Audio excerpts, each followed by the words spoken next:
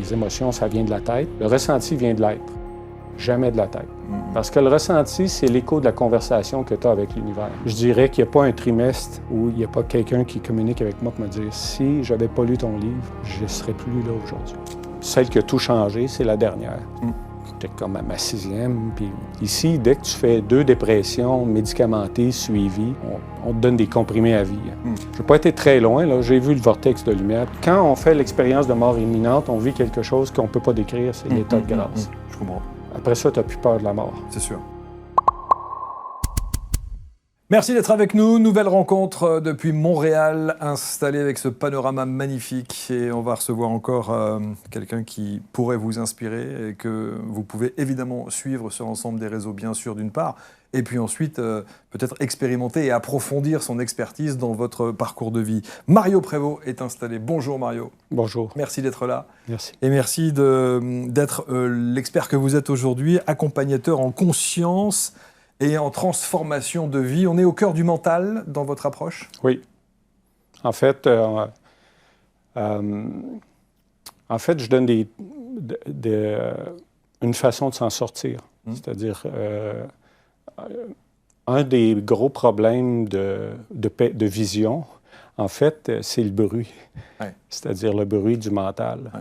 Alors, j'ai développé une approche qui permet de faire taire le mental, de le remettre à notre service et d'avoir une distance avec.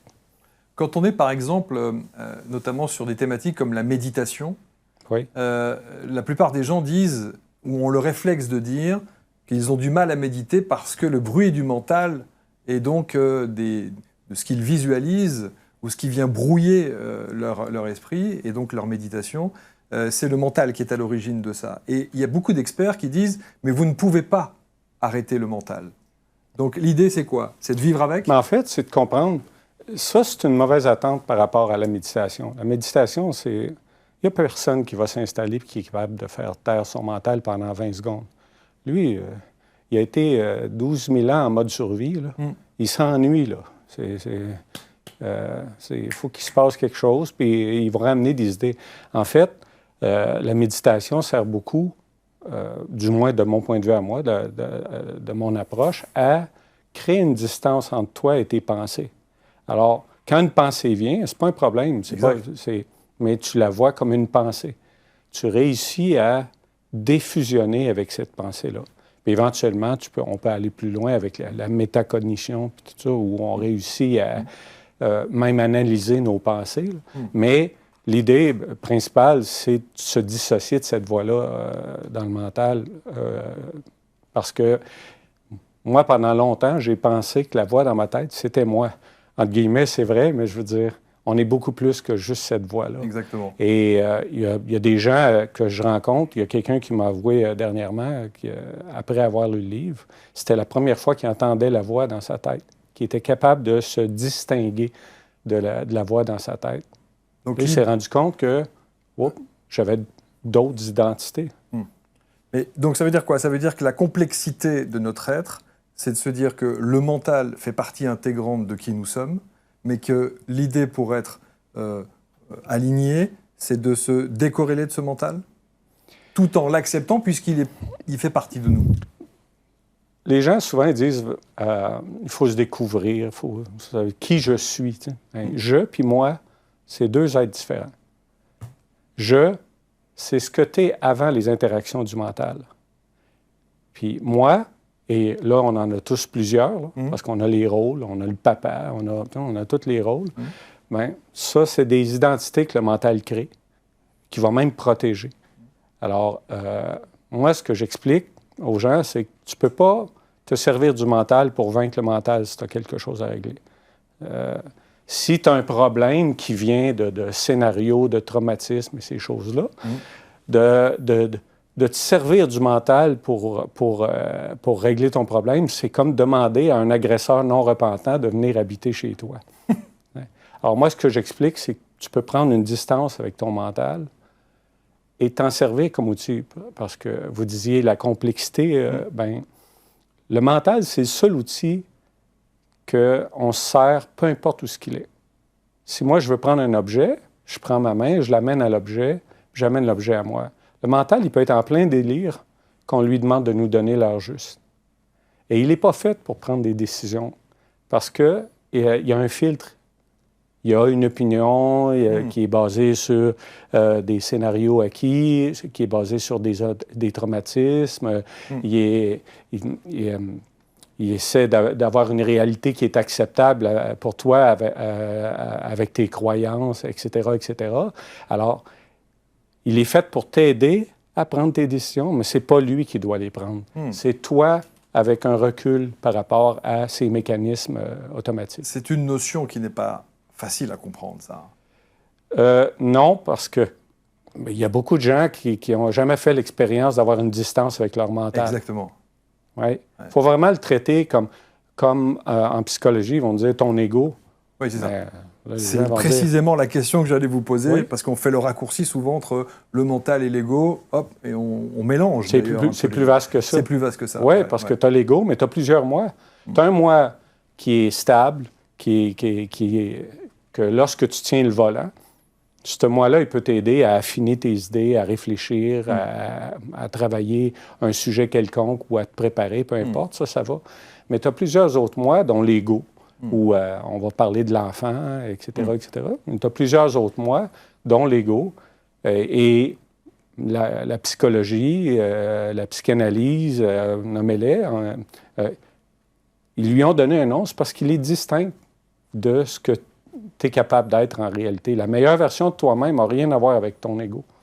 Alors, on va parler évidemment de votre accompagnement, de votre livre aussi, qui s'appelle « L'œuvre, la formule ».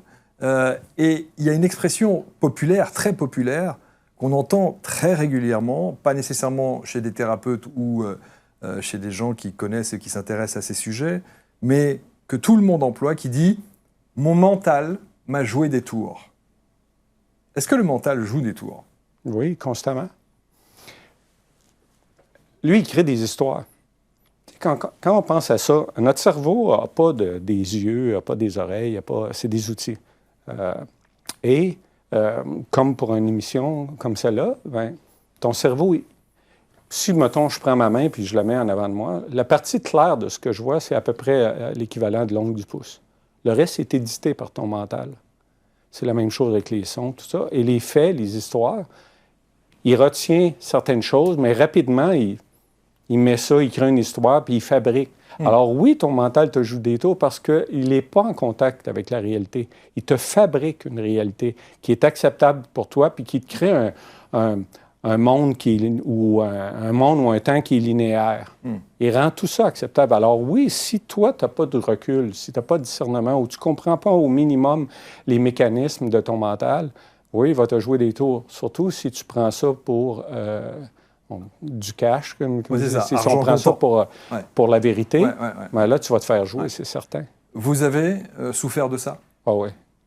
Oui, parce que ils appellent ça la fusion cognitive. Moi, j'étais totalement fusionné avec mon mental plus jeune. Malgré que j'avais des bons ressentis, j'étais totalement fusionné. Puis j'étais créatif. Là. Alors, lui, il se racontait des histoires. Et moi, dans ma tête, c'était moi, là. C'était certain que c'était moi. Même si des fois, on entend des expressions dans notre tête et on peut entendre la voix de qui le disait, pour nous, c'est nous-mêmes pareils. Alors, j'ai grandi avec toutes sortes de scénarios qui faisaient que je sabotais toutes mes relations, que ce soit mes relations d'amitié, mes relations de travail, nommez-les. J'étais toujours en mode scénario parce que lui, il pense au danger, par exemple. Il te prépare au risque d'être trahi. Alors, j'étais constamment là-dedans. Constamment en train de me demander c'était quoi la prochaine chose qui allait m'arriver ou ça, on me dit-tu la vérité? Alors, j'étais dans une tourmente totale. En permanence. Et ça ne fonctionnait pas avec mon ressenti de comment moi je percevais la vie. C'est-à-dire que j'allais marcher en forêt, j'avais une impression de contact, j'avais une impression de lien, de communion, si on veut, là, avec certaines personnes qui étaient calmes, posées, j'avais une impression là, qu'il y avait autre chose que juste la discussion, etc. Et d'un autre côté, j'avais l'impression de même pas habiter le bon corps, ou dans le sens que, ou en tout cas de ne pas avoir de connexion et d'avoir de la difficulté à comprendre les autres. Comme j'en parle dans le livre, je dis, jeune, j'ai toujours été contre la violence, pourtant je l'ai utilisée. Etc. Le mensonge, la même chose. Pour moi, là, il y avait un problème avec ça. Alors, rapidement, c'est venu foutre le bordel dans ma vie. Salut, c'est Fabien Lefebvre, en direct de La Réunion pour notre dernier événement de groupe. Si toi aussi tu veux changer, évoluer, te transformer, viens participer à un de nos événements. Tu vas sur le site ABC Talk, tu auras toute la liste des événements 2026. On se retrouve, on se met au boulot. C'est parti.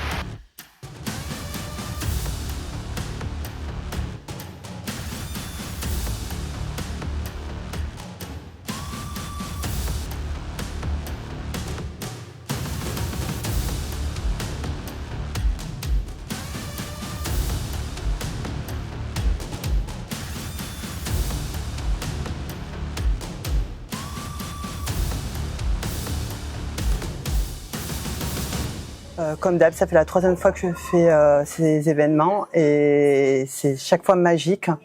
Il y a toujours des nouvelles choses et vraiment c'était rempli d'amour et de bienveillance et c'est vraiment transformateur. Et je souhaite à tout le monde en fait de vivre une expérience comme ça une fois dans sa vie.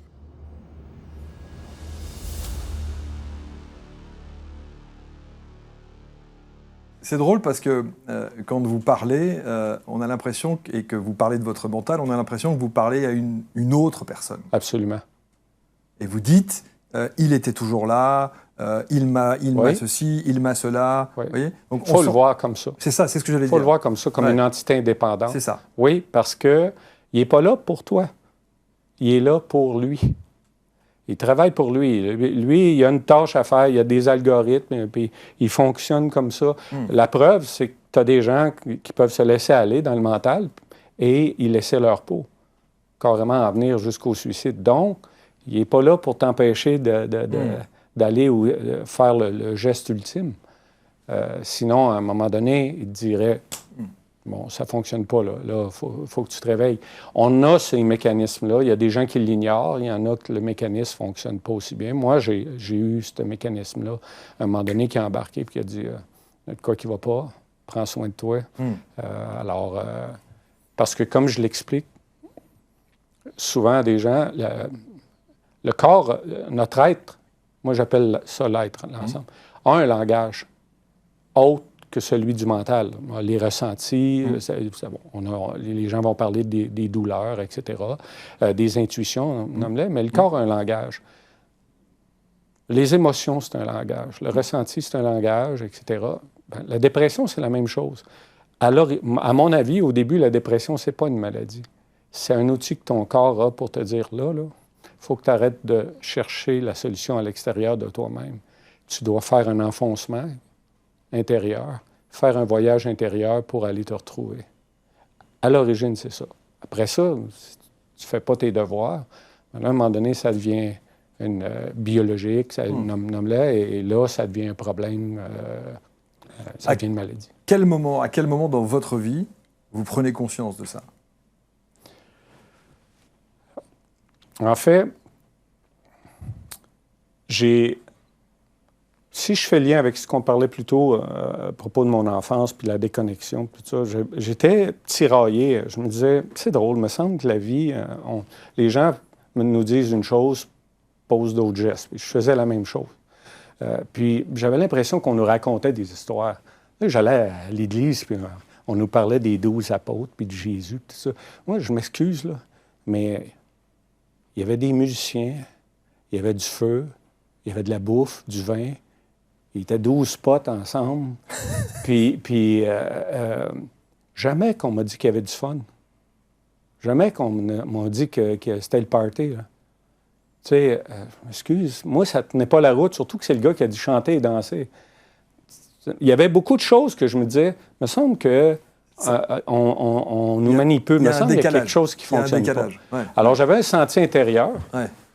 Et à l'âge de 25 ans, j'ai fait une expérience de mort imminente. Exact. Mais j'étais troublé par mon sentier. Mais à l'âge de 25 ans, j'ai eu une période où j'ai vécu une mort imminente. Et on peut savoir comment? Là, on peut savoir comment? En fait, j'avais une neutrophénie, infection à mycoplasme, une sorte de virus là, qui mangeait mes anticorps et qui faisait que j'avais plus de protection. J'ai été, pendant 24 heures, j'ai été entre la vie et la mort. Okay. Ce qu'ils ont décidé de faire, ils m'ont empoisonné avec un virus, un poison qui avait l'antidote. Ils ont pris le risque. J'étais en forme à l'époque, je m'entraînais beaucoup. Et ils ont pris le risque et le lendemain matin, ils m'ont donné l'antidote et ça m'a sauvé la vie. Mais j'ai fait ça, cette expérience-là. Okay. Je n'ai pas été très loin, là. J'ai vu le vortex de lumière, tout ça. Mais ce que j'ai vu, ce que j'ai vécu, ce que j'ai ressenti, cet état de grâce-là, etc., qu'on ressent à ce moment-là, la présence et tout ce que vous voulez, ça m'a fait prendre conscience de, justement, la partie conscience. Mon corps physique meurt, mais ma conscience ne meurt pas. J'ai fait, oh, attends un peu, il y a une différence. Là, il y avait une cohérence avec tout ce que je ressentais. Ce sentiment que la peau n'était pas la limite de notre être. Mais à l'époque, on ne parlait pas de ça, puis on ne nous disait pas, va voir un psy. Alors après ça, je me suis enfermé sur moi-même et je me suis enfoncé. J'ai pensé que j'étais fou, puis parce qu'ils nous disaient, « Ah non, c'est chimique ». Il y avait des médecins qui disaient, « C'est chimique, c'est ça. » Mais sauf que, peu importe la religion, on vit toute la même chose. Donc, pour moi, ça ne tenait pas la route, mais j'étais tellement mélangé, puis je voulais tellement me sentir intégré que j'ai sombré dans beaucoup d'autres choses que la spiritualité. En grosse dépression, donc. Hein? Oui, entre autres, moi, je faisais des dépressions à répétition. Et celle qui a tout changé, c'est la dernière. J'étais comme à ma 6e, puis... Ici, dès que tu fais 2 dépressions médicamentées, suivies, on te donne des comprimés à vie. Alors, je venais de voir mes spécialistes et on m'avait dit, tu vas être 3 à 5 ans arrêté de travailler, 5 à 7 ans en thérapie et tu vas être, c'est pas 10 ans, puis tu vas être sous médication toute ta vie. Alors, en revenant, j'ai raconté ça à un ami, puis mon ami m'a dit, c'est drôle, t'aides plein de gens, puis tu peux rien faire pour toi. Parce qu'à l'époque, j'aidais des athlètes à dépasser leurs objectifs à l'entraînement. Alors, je suis reparti chez nous, ça m'a un peu brassé, puis j'ai réfléchi à tout ça, voir ce que je pouvais faire pour moi-même. Et là, j'ai pu réaliser que l'approche que j'avais pour les athlètes, je pouvais l'appliquer à ma vie. Et à ce moment-là, j'ai commencé à faire ça. Peut-être 2 semaines après, mon thérapeute m'a dit, je ne sais pas ce que tu fais, mais continue, il se passe de quoi, là? J'aime ça. Et 2 mois après, le médecin, tous les spécialistes qui me suivaient, ils ont dit, on ne peut plus t'aider. Tu débarques de tes médicaments, tu retournes travailler, ta thérapie est finie. Mais ce qui est incroyable, c'est que vous aviez la solution pour les autres. Oui. Et vous ne vous l'êtes jamais appliqué à vous-même. J'ai jamais pensé que ça pouvait s'appliquer à nous autres à tous les jours. Et surtout, j'avais pas été assez loin dans le processus. Parce qu'il y a un petit exercice spirituel à faire. Il faut accepter qu'on est plus que juste notre corps physique. Quand tu aides des gens à l'entraînement, là, on pense aux bobos, aux blessures, à lever des charges, on a des mesures, on a un paquet d'affaires, les suppléments alimentaires, tout est géré très mentalement. Moi, l'approche que j'avais à l'époque pour l'entraînement n'était pas du tout mentale. Elle était bien différente. Et là, je n'avais pas pensé qu'on pouvait faire ça dans la vie. Alors j'ai dit, je regarde des athlètes, je change leur objectif et le résultat change de façon surprenante. Alors, il y a peut-être moyen de faire ça dans la vie. Et il n'y avait pas cette notion du mental décorrélé de l'être? Pas pour la vie, ça ne me semblait pas... Moi, je pensais même que la proposition que je lui faisais, c'était géré par mon intelligence. J'étais certain que ça venait de mon cerveau, là, mais c'était mieux senti que ça. Alors, j'ai fait ça. 2 mois après, je retournais au travail et là, c'est mes amis qui ont commencé à dire « Hey, il s'est passé de quoi, là? » Il y a un changement. T'es plus le même être. Ah ouais. Parce que tantôt, vous me disiez Tu parles du mental comme si c'était quelqu'un d'autre, mais là, j'étais quelqu'un d'autre aussi. Parce que j'étais plus associé, j'avais plus cette fusion cognitive, j'étais plus associé à mon mental. Alors, j'avais des comportements différents, je faisais des choix différents, une philosophie différente, tout était différent. Alors, mes amis me disaient, les cheveux ne me sont pas mis à repousser, j'ai gardé ma calvitie, tout ça, mais je veux dire, j'étais vraiment habité par une vibration qui était totalement différente. Et là, les gens m'ont dit, on veut que tu nous partages ça. Ben oui. Quelle est la méthode? Quel est le truc? Ben oui. Alors, sur le coup, je n'ai pas pensé que ça fonctionnerait pour les autres. Je me suis dit, ça va fonctionner juste pour moi. Je l'ai partagé et les résultats ont été les mêmes pour tout le monde. Et là, rapidement, on m'a dit, faut que tu mettes ça sur papier. Ce que je ne voulais pas faire. Parce que moi, j'étais enfin heureux. Et puis, j'avais cessé de saboter toutes mes relations. Alors, moi, je voulais juste faire mon chemin puis vivre le bonheur. Mais c'est là que j'ai découvert, quand j'ai voulu écrire, là, je me suis pris au sérieux. À un moment donné, c'est juste si je n'avais pas le béret, la pipe, puis le gilet de laine avec les protège-coudes. Je vois bien. Je veux dire, puis le foulard. Mais j'ai commencé à écrire et ça ne fonctionnait pas. J'ai écrit 6-7 pages, c'était bien. Puis après ça, j'ai écrit une trentaine de pages. Ça ne marchait pas. Là, je me prenais trop au sérieux. Je me suis débarrassé de ça. Et je me suis mis à méditer. Je me suis mis à pratiquer l'exercice que j'enseignais aux gens pour l'entraînement. Parce que là, tout n'était pas tout clair pour moi. Et je me suis aperçu que je faisais, entre guillemets, de la canalisation. Et là, c'est comme ça que le livre a apparu. J'ai commencé à écrire le livre, je me sentais guidé, et là, j'ai écrit le livre. Et là, tout est devenu clair. La séquence, comment faire les choses, le lien entre quoi et quoi, etc., etc. Et la méthode Love est née. Oui, exactement. Ouais. Je dirais que le titre du livre est venu aux 2/3 du livre, mais pendant que je faisais le livre, pendant que j'écrivais, la méthode s'éclaircissait en moi. Alors, presque comme ceux qui lisent le livre, c'est un sentier qu'on emprunte. C'est vraiment, chaque chapitre a une expérience. Et c'était comme ça quand je l'écrivais. Je vivais l'expérience. Qu'est-ce qui vous a amené à cette méthode, en fait? Est-ce que c'est... Vous parlez de la méditation, certes, mais est-ce que c'est l'EMI? Est-ce que ça a été, à un moment donné, la dépression? Ou c'est un cumul de tout qui fait que la prise de conscience est telle que vous arrivez à sortir une méthode propre? Je crois que c'est l'ensemble et la découverte de la méditation aussi. La méditation. Quand j'ai pris tout ça, à un moment donné, j'ai eu un recul, et c'est pareil comme si c'était un casse-tête qui s'était tout assemblé.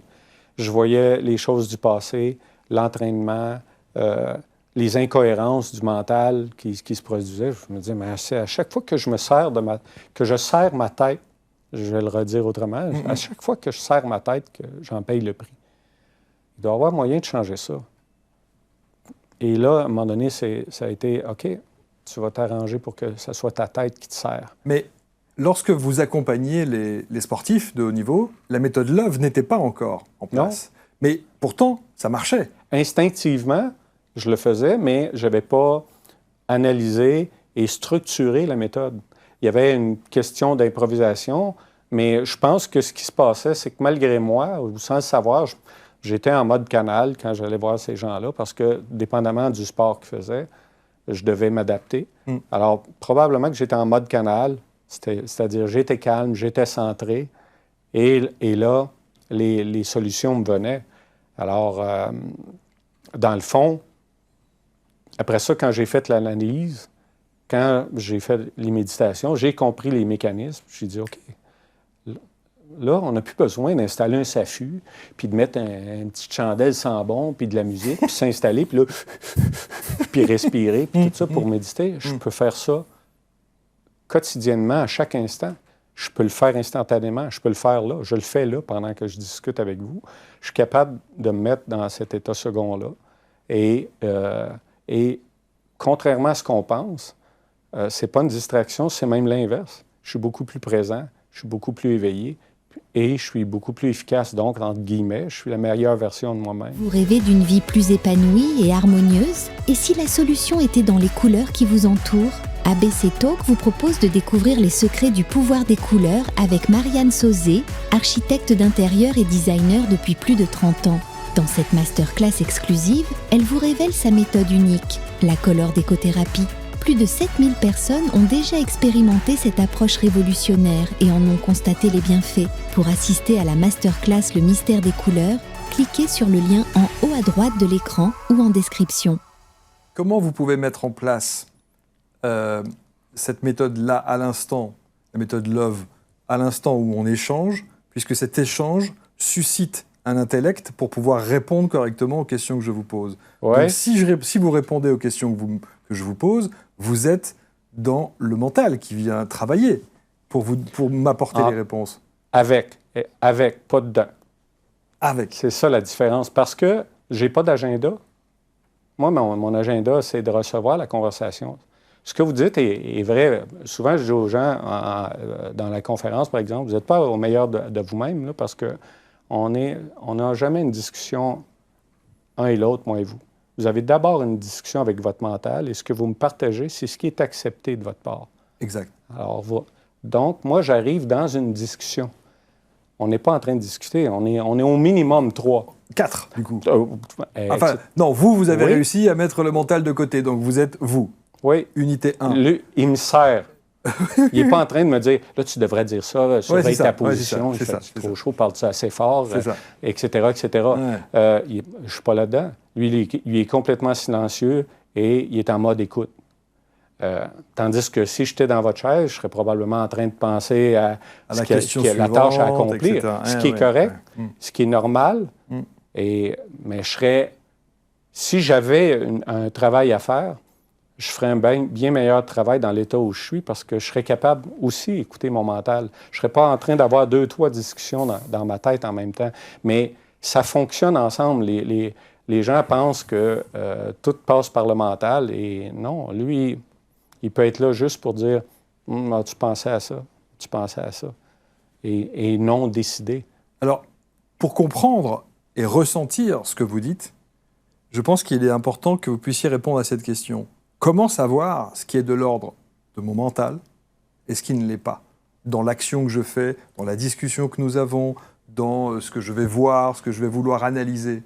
Qu'est-ce qui fait que je peux faire la différence entre ce qu'il est lui et qu'il m'impose et ce que je ressens intrinsèquement? En fait, quand c'est le jeu, avant les interactions du mental, c'est-à-dire vous, avant les interactions de votre mental, les acquis, les appris, les traumatismes, tout ce que tu veux, c'est la même voix que quand on a des ressentis.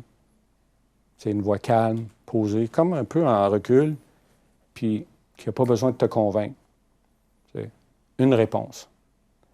C'est même pas répété. Quand c'est le mental, c'est urgent, ça presse, ça demande à l'action, puis on parle vite, puis on est plus en réaction, comme si on voulait constamment revivre l'action. Créer le tome 2, si on veut. J'ai du mal. Je donne un exemple. J'ai du mal. Ça, c'est une notion que les gens ont de la difficulté. Parce que souvent, je dis, les émotions, c'est un symptôme. C'est un langage, a priori, puis on est venu ici pour vivre des expériences. On est venu ici pour vivre des ressentis, les émotions, tout ça. Puis les émotions, quand tu tiens le volant, c'est de la saveur dans ta journée, c'est de la couleur, c'est parfait. Mais sinon, quand une émotion prend le dessus, disons que tu pleures, tu n'es pas capable de t'arrêter, là, tu ne tiens pas le volant. Là, ce n'est pas ton cerveau qui te sert, c'est toi qui sers ton cerveau. Et pour avoir ce type d'émotion-là, il faut que tu crois à une fiction que tu as acceptée comme réalité, que tu juxtaposes à ta réalité. C'est toujours ça. C'est le moment de te poser la question, qu'est-ce que je vis là? À quoi je dois croire pour vivre ça? Là, tu sais que tu es dans ta tête. Là, tu sais que tu es déconnecté de ta vraie nature et que ta réponse va être là pour servir un scénario accepté. Quelque chose auquel tu crois qui est totalement faux. C'est pas 9 fois sur 10. 10 fois sur 10, ça vient d'un conditionnement, d'un apprentissage du passé, etc.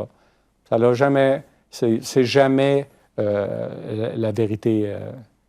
C'est là pour entretenir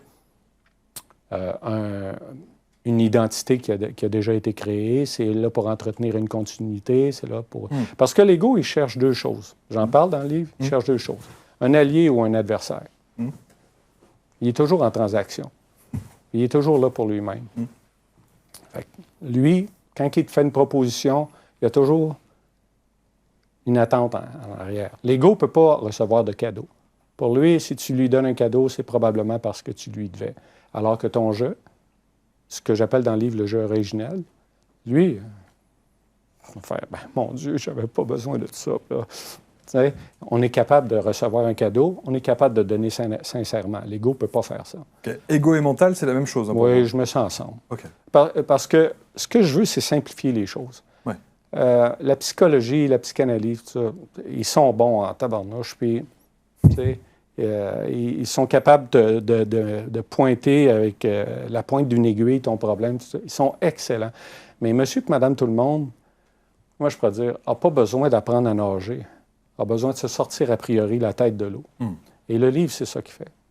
Il te sort la tête de l'eau. Après ça, tu peux voir si la rive est loin, si tu peux te lever, parce que tu es en bas-fond.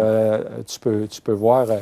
Mais en fait, votre approche, elle est simple. Si je la comprends bien, c'est de dire, à partir du moment où on arrive dans quelques situations dans lesquelles on se trouve, à distinguer ce qui est de l'ordre du mental ou du jeu, c'est gagné. Oui. C'est ça l'idée. Oui. C'est-à-dire qu'on n'est plus conditionné par quelque chose, mais on est en détachement parce qu'on arrive à analyser. On a conscience de ces mécanismes. Voilà, absolument. Ouais. On conscientise les choses.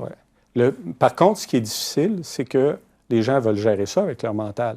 Fait que là, ils se disent, là, j'ai besoin d'être capable de distinguer. Eh oui, okay? Et on Parce que recommence. c'est comme ça que vous l'aviez dit. Eh oui, eh oui. Alors, eh oui, j'ai besoin d'être capable de distinguer, alors que ce n'est pas nécessaire, ton être le fait pour toi. Si tu es en mode love, que j'appelle, si tu es en mode observateur, ça se fait tout seul. Moi, je suis un paresseux. Je ne veux pas travailler si fort que ça. Et je ne peux pas croire que si Dieu existe, okay, qu'il a tous les pouvoirs, que c'est le king, là, il peut tout faire. Il a créé une formule qui soit accessible juste aux plus intelligents d'entre nous ou aux plus habiles. Lui, s'il nous a donné un outil comme ça, c'est pour que ce soit naturel. Et ça fait partie des observations que j'ai eues. Plutôt, vous me disiez, tu sais, comment tu as fait pour faire des liens? Moi, je me souviens, là, enfant, là, on prend mon filleul, à 3 ans, 2 ans, 3 ans, tu lui fais faire le saut, puis tu vois sa cage thoracique se contracter, et là, il vivait ça avec toute son être. Pourquoi? Parce que son expérience humaine était vécue par tous ses sens. Rapidement, on dit, c'est à toi de ta tête, pense avec ta tête, on t'envoie à l'école, on te donne même des notes pour te montrer combien tu es dans ta tête, etc., etc., et on valorise ça à fond. Ce que j'appelle l'égo-système. Et là, à l'âge de 10 ans, mettons, tu fais faire le même saut à cet enfant-là, et il fait... Parce que ses bras te montrent où maintenant il vit son expérience d'existence. Dans sa tête. Là, il devient déconnecté. Alors, si tu te reconnectes, ça se fait tout seul. Parce qu'à un moment donné aussi, ce qui se produit, pourquoi ça se fait tout seul, c'est parce que tu envoies tellement d'informations à ton cerveau quand tu es aligné vibratoirement, que là, il n'y a plus le temps pour ces scénarios, il est obligé de se taire. Là, il tombe en mode survie. Là, on voit ça des fois, que les gens qui font des sports, je sais pas moi, le joueur de hockey, il traverse la ligne bleue, il y a la rondelle, là, il y a lui et le gardien, on dirait que le monde ralentit. Ça ralentit, il sait exactement ce qu'il doit faire. Il est en mode survie, c'est-à-dire que son cerveau se tait, et là, il est connecté avec tous ses sens. Et là, la réalité est peu assez vite pour toi. Alors, c'est un peu ce qui se produit. Tu te connectes à tous tes sens, puis là, ton cerveau, il fait « Oh, je suis en mode survie. » Et c'est toujours la connexion au sens qui prend le dessus sur le cerveau? Oui. On peut le faire immédiatement, là, rapidement. Disons que on est assis toutes les deux, là, et là, vous, là, vous cogitez. Là. Mais si vous prenez... J'essaie surtout de comprendre, de suivre. Oui, puis là, on va essayer de comprendre tout ça, parce qu'on a une approche très mentale. C'est pour ça que le livre est comme ça. Il ne faut pas oublier que moi, je sais que je vis dans un écosystème, et je ne voulais pas perdre mon temps à me battre contre les conventions, les explications, puis oui, mais la science dit ça. C'est pour ça que le livre est basé sur l'expérience. Les gens, à un moment donné, ils font oui, mais, ils le font, puis ils font wow, il se passe quelque chose, là. C'est un peu, là. C'est pas du tout ce à quoi je m'attendais. Par exemple, mettons, on fait un petit exercice rapidement, qui n'est pas l'exercice du livre, mais on fait un exercice rapidement. Là, on discute. Là, c'est sûr que vous avez une tâche à accomplir, vous avez un objectif. Si, pendant qu'on se regarde, vous essayez de prendre conscience de tout ce qui vous entoure, pas juste le focus de mon visage, mais prendre conscience de tout ce qui vous entoure visuellement. On peut commencer par ça. Puis après ça, là, tout en gardant contact avec ça, mettons le contact avec votre siège, s'il y a du bruit, la température. Mais on garde contact avec ça. Rapidement, votre cerveau, il s'est tué, puis vous êtes plus calme. Il n'y a eu aucun effort de votre part envers le cerveau. C'est vrai. L'exercice est immédiat. Alors, mais même ça, c'est compliqué. Non, mais... Alors, fallait que je trouve un exercice plus simple que ça, que j'enseigne dans le livre. C'est vrai qu'il n'y a pas d'analyse mentale pour savoir ce qu'il y a autour. Exact. On a l'impression qu'on entend mieux, qu'on voit mieux, que tout est mieux. Et là, on réalise, si on est assez attentif, qu'il n'y a pas de distance entre moi et vous. Il y a une apparente distance avec la peau, mais il n'y a pas de distance. Vous allez ressentir des choses, puis là, on va tomber hors d'onde ensuite, puis vous allez me dire, j'ai senti telle affaire, oui, j'avais le même feeling. Et on peut avoir ça avec tout le monde. C'est là qu'on réalise que notre peau n'est pas la limite de notre être. C'est vibratoire, les échanges. Alors, Mario, donnez-nous un exemple de personnes ou de témoignages ou de gens que vous avez accompagnés qui ont suivi la méthode Love et où vous avez pu voir certains changements dans la vie ou certaines... qui est arrivée dernièrement qui m'a impressionné beaucoup, c'était parce que ça fait plusieurs années qu'on fait des tests. Parce qu'on veut... On est quand même dans un système où les gens aiment ça avoir des données. Alors, j'ai fait des tests avec des autistes, des gens sur le spectre de l'autisme, déficit d'attention, bipolarité, etc. Et il faut s'entendre, quand c'est rendu trop loin... Oui, il y a des degrés. Il y a des degrés. Mais une personne que je connais qui est sur le spectre de l'autisme, qui est au début, qui est au premier niveau, a lu le livre. Et là, même sa mère, elle m'a écrit pour me dire je vois qu'il se passe de quoi, il n'est plus le même. Là. Il a une autonomie, là, il s'est acheté une voiture, puis il n'a pas demandé à son père de l'aider, il a fait tout son cheminement, il a pris plein de bonnes décisions. Et lui, c'en est un qui m'a dit moi, je n'avais jamais entendu la voix dans ma tête. Je n'avais jamais eu cette distance-là. Et il travaille dans un domaine où il faut être politiquement correct. Et il était en train de former quelqu'un et la personne lui a demandé son opinion sur ce qui se passait en Iran, toutes ces choses-là. Et là, il s'est dit, il faut que je respire. Je ne sais pas pourquoi il s'est dit ça, mais il a dit, il faut que je respire, il faut que je me mette en mode love. Donc là, il s'est mis en mode love, il s'est mis en mode observateur. Et là, en dedans, là, comme je dis, la voix, il y en a que ça va être une voix, il y en a que ça va être autre chose, mais il est venu un ressenti très calme qui a dit piège. Alors, là, il a dit à l'autre personne, il a dit, je ne peux pas te répondre. J'ai tellement pas d'informations que peu importe ce que je vais dire, je peux juste avoir tort. Je peux juste me tromper. T'sais. Et la personne est revenue à la charge. Bon, c'est ça. Fait que ça veut dire que si tu ne prends pas de côté, ça. Puis, tantôt, je disais, l'ego, il cherche deux choses, un allié ou un adversaire. Fait que s'il ne trouve pas en toi un autre ego, souvent, il va chercher à le provoquer comme cette personne-là a fait. Puis si toi, tu restes connecté, soit que cette personne-là va se sentir bien avec toi ou elle va s'en aller. C'est pour ça que je dis, beaucoup de choses n'ont pas besoin d'être faites par ton cerveau. Même le ménage parmi tes amis va se faire par lui-même parce que tu vas voir les gens qui sont là juste pour entretenir le mental, juste pour entretenir le scénario. Alors lui, il m'a parlé de ça, puis il a dit, j'ai tout vu ce que tu racontes dans le livre. Et aussi, ça fait plusieurs années que je le connais, vous remarquez que les gens qui sont complètement fusionnés à l'eux-mental, c'est comme les soap operas, là, qu'on appelle les romans savons d'après-midi à la télé. Là. C'est dramatique, il y a tout le temps, il y a toujours des histoires, etc., etc. Et ils vivent constamment dans l'émotion. Les décisions sont prises dans l'émotion, comme je faisais quand j'étais jeune. Et lui, il fait plus ça. On parle de quelqu'un qui est sur le spectre de l'autisme.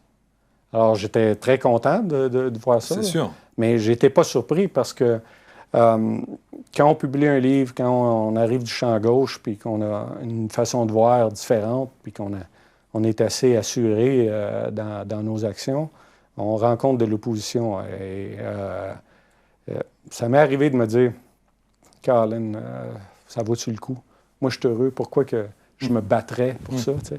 Et je dirais qu'il n'y a pas un trimestre où il n'y a pas quelqu'un qui communique avec moi pour me dire « Si je n'avais pas lu ton livre, je ne serais plus là aujourd'hui. Wow. » Depuis la publication en 2019. Pourquoi vous l'avez appelé Love? C'est lumière ouverte, victoire sur l'ego. Voilà. C'était la façon de me ramener. Me dire, hey, là, quand je partais dans mon mental, là, c'était la façon de me dire « Bon, écoute, là, si tu sors de là, mets la switch on. Si tu allumes la lumière, tout ce qui est sombre va disparaître. » C'était l'idée que la noirceur, c'est pas quelque chose qui vient, c'est l'absence de lumière. Je vais amener de la lumière, je vais rayonner ça, et je vais me débarrasser de ce qui me rend si sombre dans ma vie. Vous savez que dans nos sujets sur ABC ou dans le développement personnel, on parle évidemment beaucoup de spiritualité, oui. Et notamment de l'ego spirituel. Oui. Oui. Là, il y a beaucoup à dire. Il y a juste l'ego qui peut se vanter de sa spiritualité ou de sa modestie. Ouais. Oui, effectivement. Ça, c'est un sujet. C'est-à-dire que maintenant que vous dévoilez cette méthode-là et ce mécanisme-là, ça va être très vite vérifiable chez certains, s'ils sont ou pas dans l'ego spirituel. Non, c'est la guerre, là. Les gens qui sont dans l'ego ou les gens qui sont dans une seule méthode. Puis là, il faut s'entendre. Moi, je ne dis pas, tu pratiques l'œuvre, la formule, puis tu ne fais plus rien d'autre. Non, l'œuvre, la formule, c'est l'outil de départ. Si tu veux t'élever spirituellement, prends le sentier que tu veux, tu dois d'abord reprendre conscience. Eh oui. Mais à ma grande surprise, c'est pas tout le monde qui a accès à ça. Quelqu'un qui est en fusion cognitive n'a pas accès à la conscience. Il est constamment en mode scénario, etc. Il y en a beaucoup, là. Mais, alors, moi, je ne savais pas. Je pensais qu'on était tous pareils. On l'est tous pareils, mais cet aspect-là, je croyais que c'était accessible à tout le monde. Et non, il y a des gens qui n'entendent pas de voix dans leur tête, mais c'est parce qu'ils sont totalement fusionnés.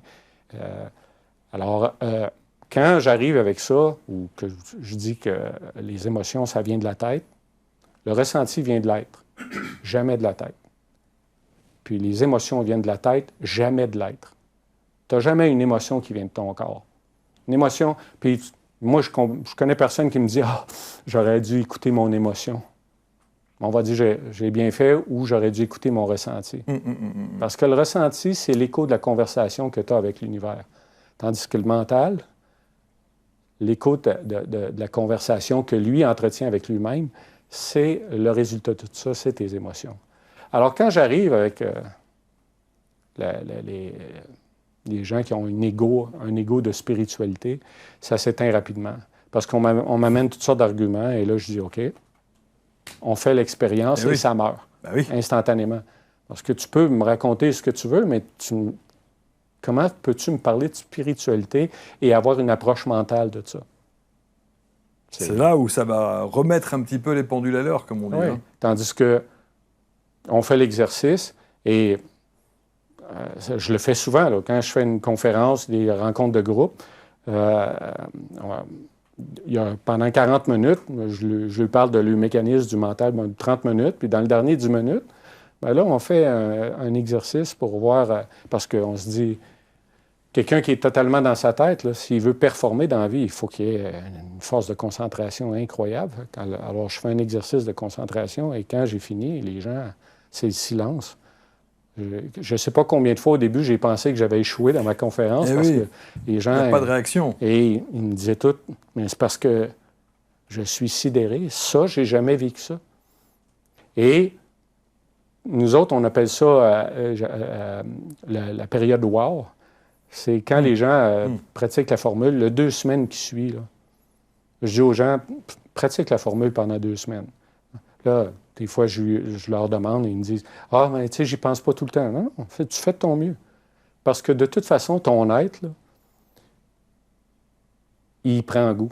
Puis à un moment donné, il fait, ça serait le temps de te connecter. On est bien dans cet état-là. Et ça devient un automatisme. Et là, ça devient un automatisme. Ça devient plus fréquent.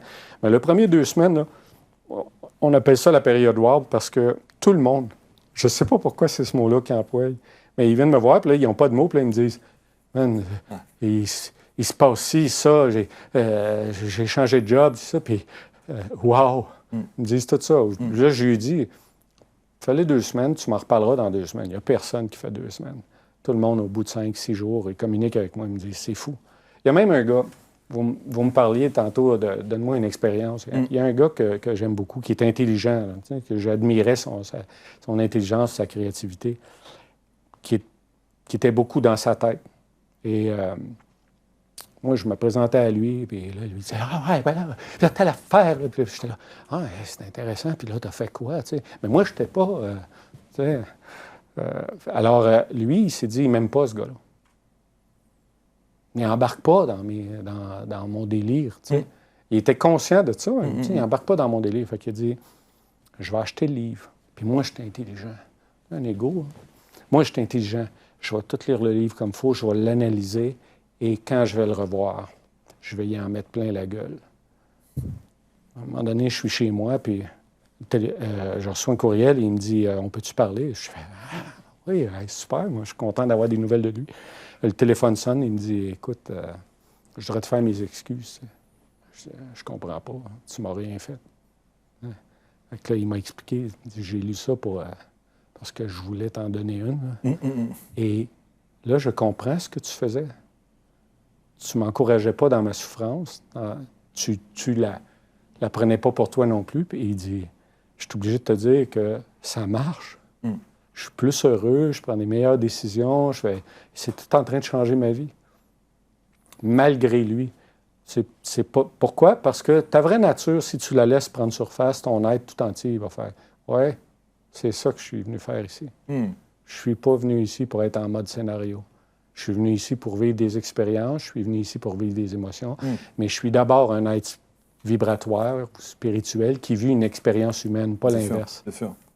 Mais est-ce que ça veut dire aujourd'hui que, quelle que soit la situation dans laquelle vous êtes, l'automatisme que vous avez créé dans votre être fait que à chaque situation où Non, c'est pas ça, ça se fait pas comme ça. Quand je suis fatigué, tu sais, des fois, moi, j'ai tendance à trop en faire. OK. J'ai tendance, je sais pas quand arrêter. Alors, des fois, je suis fatigué. Quand je suis fatigué, tu arrives à côté de moi, là, tu fais... Là, ça se fait de moins en moins. Tu sais, sur le coup, je vais faire... Qu'est-ce que tu fais là? Puis là, je me reconnais que c'est... Tu sais, comme je disais aux gens, quand on en parle dans le livre, ça prend 24 secondes si tu as de la misère à faire l'exercice. Rapidement, tu tombes à 15 secondes, 10, 7, puis à un moment donné, c'est instantané. Alors, là, dernièrement, là, il est arrivé des événements.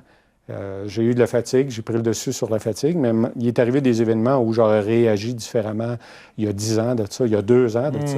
Et je suis resté bien calme, puis j'ai juste fait OK, c'est juste ça. Parce que la vie n'est pas émotive. Alors, c'est plate, là, mais la vie, c'est ni en rapport avec vous ou avec moi. Moi et vous, on meurt demain, la vie continue. Alors, la vie n'est pas émotive. Alors, quand tu regardes de quoi, tu fais oh, c'est toi qui rajoutes ça. C'est-à-dire l'animal qui... Tu sais, on regarde un lion qui a un bébé animal dans sa bouche qui va manger. Je m'excuse, là, il se dit pas oh, lui, il va manger. Lui, il était facile à pogner. C'est mon repas. Ça finit là. Je veux dire, il n'y a pas de... C'est la partie émotion, là, c'est nous autres qui entretient ça. Puis l'égo-système se sert de ça. quand je dis l'écosystème, c'est parce qu'on peut parler de société, de religion, tout ce que tu veux, mais comme dans la spiritualité, il y a des égos là-dedans. Bien sûr. Et, à un moment donné, un égo, il s'occupe de lui. Quand tu réunis des égos, c'est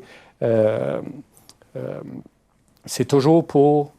Quand des égos se réunissent, c'est toujours pour leur intérêt individuel, même s'ils se réunissent. Alors, c'est un peu la même affaire. Là, on vit dans une société, puis là, tu as des égos qui sont là au gouvernement pour te représenter, dans des CA ou dans des entreprises. Même une entreprise, je fais des conférences des entreprises, une entreprise a son propre égo. C'est pour ça qu'à un moment donné, tu vas voir un autre comme un concurrent. Lui, ce qu'il fait, c'est de la merde comparé à nous, puis c'est un autre scénario, jugement, condamnation, puis tout ça. Quel apaisement. Pardon? Quel apaisement. Oui. C'est... Les premières fois, tu peux pleurer. Puis je m'explique parce que pleurer, là, c'est pas une marque de faiblesse, c'est un mécanisme biologique. Oui, absolument. L'être se sert de ça pour se débarrasser de certaines choses. Et parce que ton corps ne fait pas de différence entre ce que tu vis et ce que tu crois vivre, si tu vivais certaines tensions et pour toi, lui, il s'arrange pour le manifester dans ton être. C'est un autre aspect que je parle dans le livre. Là, on parle du stress. Vous dites quel apaisement? La pression et le stress, ça disparaît. Parce que là, tu réalises que c'est un scénario. Parce que je vous donne un verre et je vous demande de me le remplir de stress. Vous n'y arriverez pas. Et si je vous aide et je vous mets de la pression et je dis, vous avez juste 5 minutes pour la moitié. 5 minutes pour le remplir de stress, c'est pas mieux. Vous ne pouvez pas. Parce que le stress, c'est... Il y a une réaction physiologique, tout ça, mais c'est parce que le corps le manifeste. Toi, parce que dans ta tête, tu dis que c'est une réalité. Ton corps, lui, il veut ton succès, il le manifeste. Alors, si tu penses que le stress peut rendre malade, devine. Eh oui. C'est comme ça que tout arrive. Oui. Est-ce qu'il y a un bon mental, un bon ego? Il y a un bon moi. Il n'y a pas un bon ego. Il n'y a pas de bon ego. Non. Il y a un bon moi. Il y a le je, puis il y a le moi. Il y a le moi qui vous sert, lui, c'est le bon moi. Quand tu es en mode love, tu es dans ton observateur, tu es connecté, que ton regard ne part pas du mental, tu changes ta position intérieure et que ton regard ne vient pas du mental et que tu t'adresses à ton mental, tu t'adresses à ton moi qui est en équilibre, qui est simple, qui fait « Oui, qu'est-ce que je peux faire pour toi, Marc ou Mario? » Et là, c'est toi, tu restes en équilibre. Et là, je ne parle pas d'être comme je suis là en ce moment. Là. Je suis émotif aussi. Là. Puis quand je fais des sports, je suis compétitif. C'est pas ça. Là. Ça n'enlève pas toute la partie. Bien sûr, bien sûr. C'est juste que tu es en contrôle. Tu tiens le volant. Alors là, tu as un moi qui fait OK, il se sert de ses expériences, tout ça. Et il n'est pas en mode traumatisme puis survie. Il est en mode tâche à accomplir, comme la main va t'emmener ton objet. La main, quand elle collabore, elle t'amène l'objet. Elle ne te le lance pas en plein visage. Est-ce que ça veut dire qu'il y a 3 dimensions dans l'être? C'est-à-dire il y a le je, il y a le moi et il y a l'ego. Il y a plus que ça. Il y a plus que ça? Il y a le je, il y a le moi et tous les autres moi. Toutes les... Marc, l'animateur, Marc, le conjoint, Marc, l'ami avec les potes, ou le Marc, le gestionnaire. C'est tous des moi, ça. C'est tous des rôles qu'on a joués, tous des personnages, et ils ont leur propre identité. C'est des créations de notre mental pour survivre dans notre système, pour nous aider à faire avancer notre entreprise, etc., etc. Mais l'ego, ça, c'est un moi qui est totalement en déséquilibre. Vous savez que ça remet en question beaucoup parfois de doctrines du développement personnel. Hein. Moi, j'ai fait des émissions j'ai entendu des gens dire « c'est très bien l'ego ». Il est essentiel pour l'être, l'ego. Oh. Moi, je suis plus capable d'entendre « je vais vous apprendre à vivre avec vos émotions ». Non. Ça aussi. Non, arrête, là. Ça aussi. Arrête. Oui, vivre avec les émotions. Avec les émotions, elles vous traversent. Oui. Et c'est OK. Accueillir les émotions, vivre avec les émotions, ça. En équilibre. L'identifier, parce que c'est de la saveur. Si j'ai peur de quoi? Passe pas à côté de ça. Une émotion, là, c'est quelque chose qui vient s'ajouter. Alors, tu as un repas qui se mange tout seul, tu décides que tu rajoutes un assaisonnement. C'est ça, ton émotion. Tu as l'opportunité de la vivre, cette émotion-là. Vis-la. mais pas la subir. C'est pas pareil. Mais oui, j'ai vu ça. Moi, à un moment donné, j'étais avec quelqu'un. La programmation neurolinguistique, ça fonctionne, ça. Mais il faut que tu sois dans le bon état d'esprit. Parce que si tu es en mode bêta, tu n'es pas réceptif. Fait que moi, j'ai déjà vu quelqu'un qui était devant moi et qui était là, je suis calme, je suis calme, je suis calme. T'sais, si j'enlève le texte, là, j'ai l'air de quoi? Tout sauf calme. Et ton cerveau, moi je le fais pas, mais peut-être que vous le faites. Bien des êtres humains, ils peuvent mettre 150 mots bout à bout à la minute. Moi, pas un gars qui parle vite. Mais le mental, lui, il peut en mettre 150. Tu penses-tu qu'en répétant 5 fois, je suis calme, alors que lui dit le contraire, que tu vas réussir à prendre le dessus? Lui, il a bien plus d'outils, bien plus d'arguments, etc. Alors, faut qu'il se taise. Il faut que tu te mettes, mettons, en alpha, theta, peu importe. Tu ralentis mentalement tes fréquences. Et là, tu es réceptif. Comme quand tu te lèves le matin. Tu veux faire de la programmation neurolinguistique, au réveil, lève-toi pas. Reste là. Parce que là, tu peux te conditionner. Tu peux préparer ta journée. Là, tu peux faire des affirmations qui vont durer toute la journée et même toute ta vie. Et tu vas te coucher. Les quelques minutes là, avant que tu partes, là, c'est encore des bonnes minutes à utiliser. Pas à travailler fort, là. Juste à bien utiliser. Dire là, je ne peux plus rien régler. Là. Tout va être là encore demain. Je peux dormir cette nuit. Et tu te rends compte que tu as une bonne nuit de sommeil. Est-ce que vous auriez trouvé la définition du bonheur? Ça, c'est comme l'amour. L'amour puis le stress, c'est pareil. C'est un scénario. Souvent, je dis aux gens, tu dois faire le voyage intérieur pour découvrir ce que l'amour est pour toi. Après ça, tu sais quoi chercher.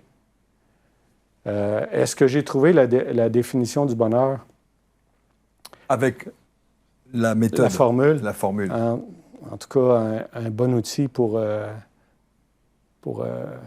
si c'était une mer, là, ouais. Je suis sur la plage. Parce que c'est tu sais, quand on fait l'expérience de mort imminente, on vit quelque chose qu'on ne peut pas décrire, c'est l'état de grâce. Je comprends. C'est juste... après ça, tu n'as plus peur de la mort. C'est sûr. Non, on est tellement bien. Je ne voulais pas revenir, là, comme la plupart des gens. Et quand tu appliques l'œuvre, la formule, c'est ce qui s'en rapproche le plus. Oui, c'est un état de bonheur surprenant. Et aussi, un état il y a comme une immunité. Je m'explique, là. Il y en a qui vont sentir qu'ils ont besoin de se protéger. Là, tu te sens pas vulnérable. Tu sais que tu es capable de t'adapter à toutes les situations parce que tu n'as pas une vision tunnel. Tu es en conversation avec l'univers, avec tout ce qui se produit. Alors, il arrive quelque chose, tu roules avec les coups, puis... Alors, tu viens à un moment donné avec une confiance surprenante. Là, j'ai dormi hier. Je m'en venais ici, là. Aujourd'hui, j'ai bien dormi, là. J'aurais dormi quelques heures de plus, même. Mon ami m'a demandé « T'es-tu stressé? » Je dis « Non, moi, j'ai hâte. » Ou les gens me disaient « Hey, tu dois être stressé. » Ah non, j'ai hâte. Ça va être le fun. J'ai jamais vécu ça. Mais si je suis dans ma tête, là... Évidemment.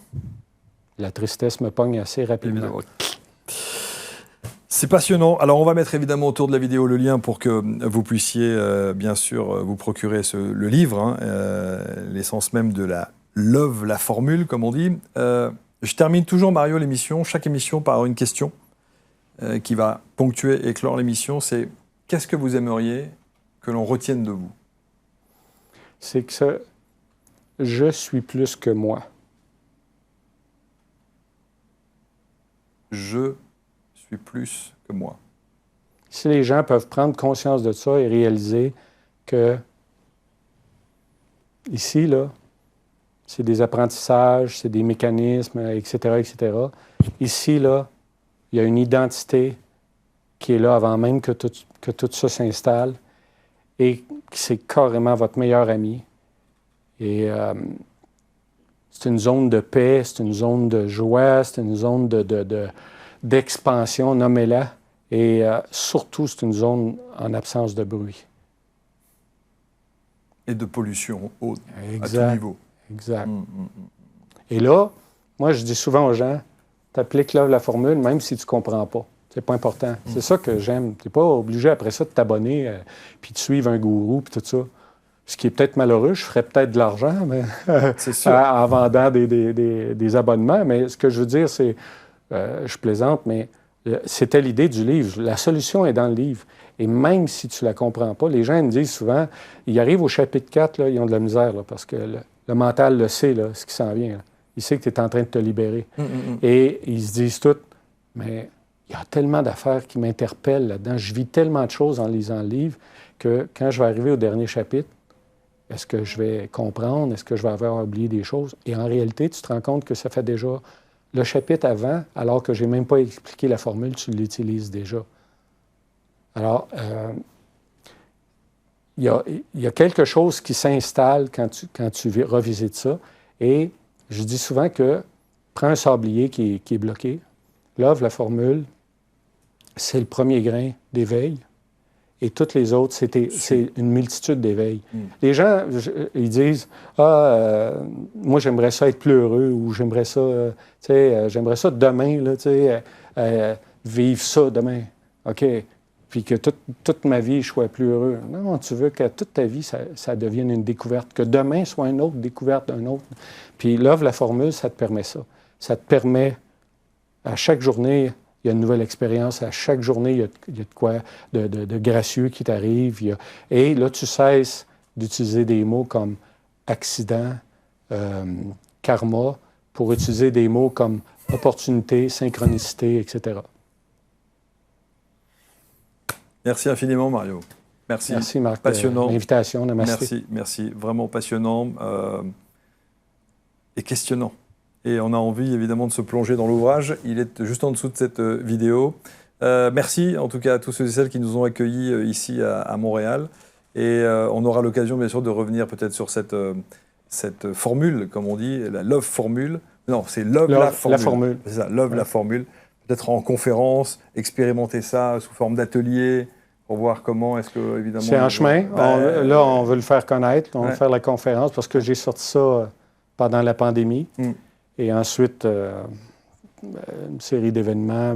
Et je suis nouveau dans ce domaine-là. Là. Alors, il fallait que je découvre quoi faire. Là, mais... Eh bien, bienvenue. Merci infiniment. Merci à tous. Merci à vous. Et on se retrouve très vite pour une prochaine rencontre. Merci.